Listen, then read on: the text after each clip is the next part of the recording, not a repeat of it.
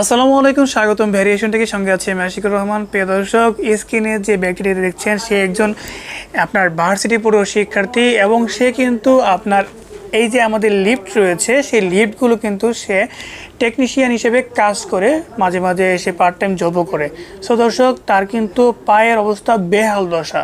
So লিফটে এমন কিছু কাজ করি আমরা, যে সকল কাজ কিন্তু প্রতিনিয়ত করে থাকি এবং যে কোনো সময় এমন দুর্ঘটনা আপনার সাথেও ঘটতে পারে। দর্শক, তার সাথে কি করেছিল সেটা কিন্তু আমি একটু পরে বলছি। এই কথা বলছি যে সকল বিপজ্জনক কাজগুলো আমরা প্রতিনিয়ত করে থাকি। এক নম্বর হচ্ছে, আমরা লিফটে যখন বাটনটা চাপি তখন এটা খুলে যায়।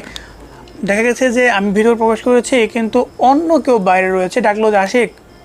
সো আমি কি করি, হাত বাড়িয়ে দিই অথবা পা বাড়িয়ে দেই, গেটটাকে ধরে রাখি। তাহলে কি হয়, এটা কিন্তু থেমে থাকে। দর্শক, এখানে কি হয়, সেন্সর কাজ করে। যখন লিফটের সেন্সর কাজ